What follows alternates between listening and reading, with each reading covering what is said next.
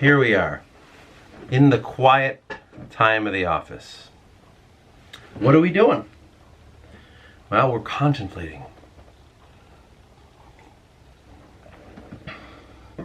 I got this cool ass candelabra. And I've been just using it to write at night or like work on things or whatever. And then I have my mobile one. But essentially I've just been using it not necessarily for mood lighting, but to quietly get myself used to having a lot less electricity in my fucking life. In my home life. This office, I'm trying to get to the point where obviously I have this fucking fan light above me. But we'll figure it out. As I'm writing, I just been staring at these flames. A lot of times in our house we have fucking LEDs everywhere. That basically strobe in a sense. You just can't physically see it. But they're like, you ever see when they have them on when a camera films that, you can actually see it kind of doing that? Like, that's not good. I don't know what this does on a camera. It's too bright. You can't really see it. But it doesn't strobe. Though it moves. And also the flames, they all wiggle the same. In order, they all sway the same. I know that they're caused by the air. But when I look at them, I'm just like, I'm astounded. That's a flame. It really feels like it's a doorway, because it's so weird. We have our world, and then when a flame is lit, and you look at it, you're like, that's different. It's like seeing water on rock. It's just, you can see it's a different thing. It's not something that's like, yeah, whatever. It's just fucking water. It's just a fire. It's like, no, it's like, it's insane to look at. It's a separate thing. I can touch it, but it hurts, you know? It blows my mind when I look at the flame. And it's sacred. I remember hearing once there's something sacred about having a flame in your home. And I could see what they mean. Because it doesn't make much of a sound. It's just there. And one more important thing, it reminds you that you could die. That's what's shitty about our modern stuff. It's all so cozy and comfortable. And when I look at this flame, I say, I literally can't put this in certain areas and just walk away from it. I could light my whole house on fire and die in it if I'm fucking retarded and just not leave. It's dangerous. And I think we are lacking that in our society. We lack true danger. Everything's padded. Everything's simple. Everything's safe. Nothing could kill you in a seeming way, it seems like. Besides getting hit by a car and shit like that. But I just mean, everything we start to make mirrors this simple, easy, no death kind of life. And it is actually very fucked up when you think about it. Most of human history, we have this sense of death looming around us, whether it's from like sickness or injury, or if I get the fever, I'm fucking dead at a certain point in history. Depends on what the fever's from, but you know what I'm saying. If I get shot in the stomach, not even like 160 years ago, I'm done. That's it. It's over. That's it. You know what I'm saying? Weapons now are becoming safe. How the bullets are. From what I hear from guys that know shit about guns, I know nothing. They're more humane or something like that, I've heard it said. But our safe little lights in our home, fire detectors, you know, all this stuff, and we really want it because we don't want to die. And then it makes me think, like, that's weird. Because that's the one thing you can count on in this realm, is you are going to die. And we try so hard to, like, no, I don't want to think about that. It is kind of fucked up. It's the one thing you're probably meant to do, and we're just like, no, it's not. I'm meant to live, to experience, to explore. It's like, well, if that was the case, then every single person would. But seemingly every single person dies. So I wonder, what you're right I wonder what you're wrong and you're right about. And I got that feeling just from looking at these flames. They're dangerous. I literally can't put it near my books and just like leave it. You know? It reminds me of that. Death is not this horrible thing. We need that constant reminder that we are always in danger, or else we start getting heady about stuff. Look at how people are now when they talk about what they're suffering from. Their depression, their anxiety, look at modern anything, whether it's like social justice movements or, things like that. We all act like it's amazing what we act like what the problem is when it's all up here. Do you know what I mean? Because we don't face true death anymore. We don't face true anything. Like, I myself as well am part of this conversation, because I could say, if our power grid goes down, do any of us know how to cook meat? Do any of us know how to go and get the meat? Do we know how to store it long enough through the winter? Do you know how to know when it's edible and when it's not? Do you know how to take care of things like if you're doing gardening? Do you understand when to plant and how to? Do you know the order in which, I don't even know how to explain it. Like all the little things that we just take for granted because our lives are simple. We forgot. And yet we look in the past and wonder why dark ages can happen. It's like if everything is taken care of for you, you as a human consciousness forget how to do it. There are people out there that can. I've never had to I've never had to take raw meat and cook it over a fucking flame. I don't know how to do that. Someone else does, but I don't. So as a collective people, we're fucked. And then eventually you'll start forgetting how to write. And then you'll forget that part of history. And then all of a sudden, here we are again right before the edge of it. And we're like, well, this will never happen. And I'm like, you know how many times this probably has? And all because we forgot about death. I really think that's it. I think comforts lead to illusions. Look at me. I'm sitting in this home that has regulated temperatures of whatever I want. It's older. It's from the 90s, but it's still, I could choose, I want it to be warmer in here. I want it to be colder, and I can do that. I have my vehicle out there that can take me vast distances in a short amount of time. That's fucking insane. I have these comfortable lights that can just light up my world in here if it's a little too dark, and I can do things, and I have my computer to help me with my thoughts, and I take that for granted. I can cruise on the internet and pretend that there's knowledge there when really it's just a smattering of fucking opinions. And then you get the idea of like, wow, this is an illusion. This is a crazy illusion, and we're so fucked. You know? Everyone acts like they could just get a farm and go back normal and they'll just know how to do it. I'm like, you won't even survive. Because you have no way of knowing how to do it. I'll give you 2 winters tops. And that's like it, man. It's just, all the pussies will move down in the warmer sections of the world, and the hardy ass people will stay in the cold because they love the struggle.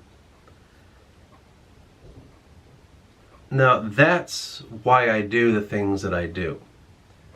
Because all I did was buy a candelabra and look at the flames, and then those are the thoughts that came to me as I watched those little flames all flickering in unison, perfect sync order. It's bizarre, man. Our world is very bizarre. And you almost can't truly believe that this is it. You could have everything you want right at your fingertips. You could have the entire human consciousness, in some sense, at your fingertips. Everyone's beliefs, thoughts, opinions, conjecture, theories, all the gauntlet of human thought is right there. And it's all just a bunch of fucking bullshit at the end of the day. It's just, which one do you want to believe? Which one do you want to play with?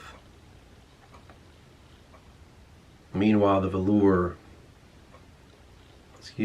veneer of your illusion is wearing thinner and thinner. And all because we've been running from death for so long. Surely we can cheat it. Surely we can get away. People can live longer. Science. Health. And it's like, for what? 10 more fucking years of you being a dumbass? Thinking that you figured it all out? That was worth it, huh? That'll change mankind. It's bizarre. It's bizarre behavior when you really think about it. Truly, truly bizarre. Everything matters, right? It all matters.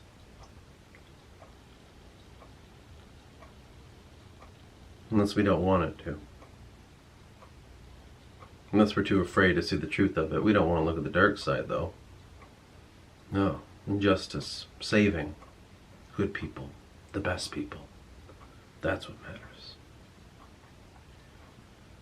It's so ignorant. It really is. But I sit in this quiet office. I feel at one. I feel at peace. I feel a sense of truth in a way. All around me is danger. And I've been living a very comfortable life for a very long time. But here I am now, wondering at my own mortality, as I do from time to time. Thinking about all the very things that I've done over my 32 or 33 years of life. What have I done? And what meaning does it have? Just for myself. And what is meaning? What is it to define yourself to have purpose? Is it all self-righteous purpose? Is it self-serving? Even when we serve another, there's always the idea of, I'm letting myself know that I want to help others. So what is altruism? Are we always collective? Can you truly think on your own? Do you have your own thoughts? Or are they merely an amalgamation of everyone else that's talked before you? Whether you heard it or not. Is it like a receptacle where human consciousness has its opinions, and when it comes to you, you can shape it and release it? Can you truly break yourself off from human consciousness? That's what I'm trying to do. They call those people, what do they call them? Schizophrenics. Paranoid schizophrenics and shit. Are they? Is that true? Is that just a modern opinion? Why? Because it's now do we know the most? Why? Because it's now do we think that's the most right? But that's all we've ever done. 200 years ago, talking about mental health in their own way, they thought they were the most right of the right. And now we think it's backwards, barbaric almost. But now it's different. Because now we know. Now we know. And yet all we do is run and run and run from death. What does that even mean?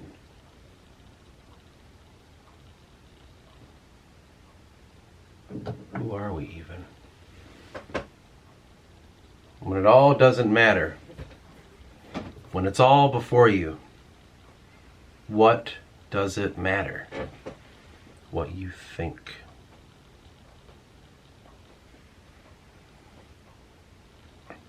Is all this just another grand illusion? Can you fathom anything else? Or is this just another dream? One that you must wake from to realize once again before you enter the next place. I don't know. I truly don't know. The only thing I can know is this. That here I am, dwelling in what I'd like to believe is my home.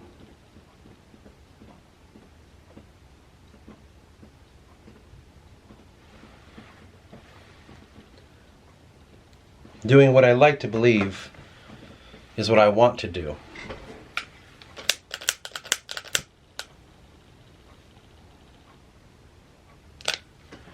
Looking at things that I think mean something to me. And noticing in life that all around me is something that is out of my control. Looking at people, hearing their opinions, realizing that they truly believe it, wondering if they even know who they are. Because most of the time, people only know that they are whatever someone else tells them to be. Whether they know that or not. You're still fucking doing it.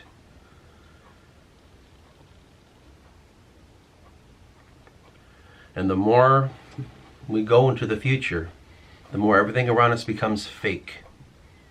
The more AI becomes a thing, the more life is fake. Until we won't even be able to discern what the hell is real and what's not. And we are walking into that reality. It's literally inevitable. People want AI so fucking bad, it's going to destroy our sense of reality. Because one day you'll have to watch a movie. And you won't even know what's real or what's not. You'll have to read a fucking little article on your internet. And you're like, I don't even know if that's real or not. You won't know. And you'll think of death less and less and less until one day when it comes, everyone acts fucking shocked. How stupid is that? As if you weren't slowly killing yourself the entire time. With the things you chose to do, the feelings you chose to repress, the life you chose before you, and you wonder why you died. I think that's true fucking insanity. And what I like most about the Victorian era is it's the true, hard, even though it happened long before, but it's one of the biggest movements of the road to insanity. Where we started believing that we were more powerful than the world around us. Because we can make typewriters. We can harness electricity. We can make sounds. We can record sounds. We have all the knowledge we could want in our little bookcases. We are a man. And we are stronger than the world around us. When every time you look, you're met with death on a level of nature. You see dead animals all the time, right? You don't care. You see a dead person on the side of the road? Somehow that's different. That's different. What is different? Some shit you made up in your mind? I don't know. What are those thoughts that wrap around me in this mist of a myth? What are those intrusive thoughts, and where do they come from? What ancient story tries to speak to me? And how, in fact, did it even come? Where was an origin of this tale? Have I been found to relive this dread, or am I only transcribing that which happens to me? Always questions. Always questions these days in my life, and never answers. And where answers come to me, well, they are met by utter insecurity. Because I have always learned at the end of each road that there is not true answers to any other of those thoughts that come to man. For they are all some small fragment, some small piece to that greater question. It would seem all that man has ever thought was merely one little glimpse of a greater truth, one that has never been asked before, one that will never find the lips of man. We try all day. All throughout history have we been searching. All through that search we have strung along vestiges of what we cling to, what we invent for such a question, what we believe to give hope, from science and its want of becoming a god, to religion in its search, philosophy and politics in its control of thought, and mathematics in its pattern recognition. It's all some small glimpse of what is greater, what is out beyond the known thoughts. We merely grasp at those straws of hope, though we do not believe it to be hope, and we think our control in this world, this universe, is within our grasps. We need only dive deeper and deeper to discover what we believe to be true. Truth born from the collected, accepted ideas of those that spoke the loudest, and how it was harnessed by those that do not think for themselves, those that take these thoughts and give them form, make them real. And soon enough, here we are hoping what we came to was worth it. And more death will leave us, for we could live forever if we try. Never hearing the gods that made us giving their warning, a warning to stop the cyclical madness that has been coming and going for an untold amount of time. And one day we will be like the gods, just as they were before us and before them. It has happened countless times. It is not evolution, it is madness. One that repeats until finally this cycle is broken, with one thought, with one man. What if it's not worth it? And doubt is born. And let it rot to the core of the dreams, fever dreams of man.